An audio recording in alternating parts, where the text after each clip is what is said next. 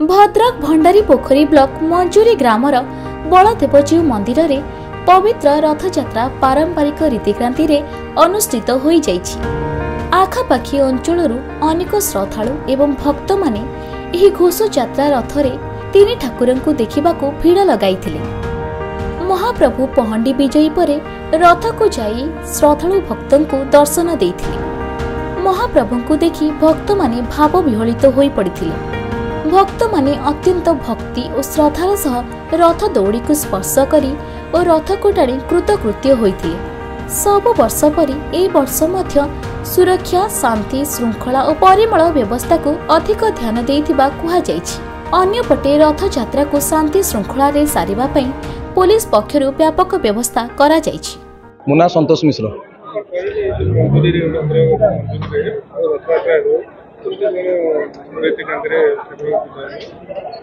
प्रति वर्ष भाई वर्ष जमी नीतिकांति यथासंभव जहाँ जमी सब जगार होमर से नीतिकांति ए वर्ष टी डेरी हबार कारण हूँ आज गोटे दिन में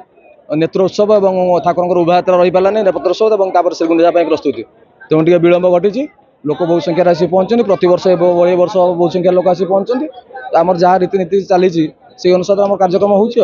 देखो आज्ञा पुरी हूँ विश्वर एकमात्र स्थान और से आदि स्थान ता सहित कौट तुलना करने संभव नुह। पुरी जगार पुरी जमती हूँ सेमती हम आमर जमी यथा रीति अच्छी सेमती हम आमर मौसी माँ घर मात्र 200 मीटर बाट पाख बाट आम जीव पुरी 3 किलोमीटर बाट तापर पुरी परंपरा को तुलना कौन करवा क्षमा प्रार्थना हम ये जिन तुलना करने को संभव नुह। जो जगार जार जमी महात्मा अच्छी से जगार अच्छी से आदिपीठ से स्वयं परब्रह्म निज इच्छा चली तापर संध्या पर जेहेतु घटना दुर्घटना मान घटुची रथ टाणा गोटे नियम ना तेणु से काली रखिंट आज चेष्टा करेंगे यथासंभव किसी बाट आगे नापी जो नई पार पुणी काली करेंगे कि आमर आज पहुँची आम भंडारी पोखरी निर्वाचन मंडली मंजूरी एठी जो रथ यात्रा ये गोटे ऐतिहासिक पीठ ये जो बलदेवजीउ पीठ एठी शुणा जाए जहाँ अच्छी ऐतिहासिक मत जहाँ दियंती पुरातन लोक माने एठी जो मूर्ति ये आविर्भाव होती आरंभ माने मूले माने एठी मूल पिंड आविर्भाव होती यही जो रथयात्रा मध्य महा आडंबर एठी दीर्घ दिन धरिकी जुग जुग धरिकी चली आसी महा आडंबर पालन होउछि एवं यही जो कमिटी रथयात्रा कमिटी आमर मंजूर खूब श्रृंखलार सहित भलरे एकदम सुंदर भावरे महा आडंबर समापन करते कार्यक्रम को तेणु आम मो जानिबारे आम निर्वाचन मंडली नुहे भद्रक जिले में सबुठू एटा बड़ रथयात्रा ये पालन हुए महा आडंबर जहा हो से प्रभु जगन्नाथंकर से बलदेवजीउंकर आशीर्वाद एमिति ए पर्व चली था प्रभुंकर आशीर्वाद रे आम अंचलवासी सेमिति समस्ते सुख शांति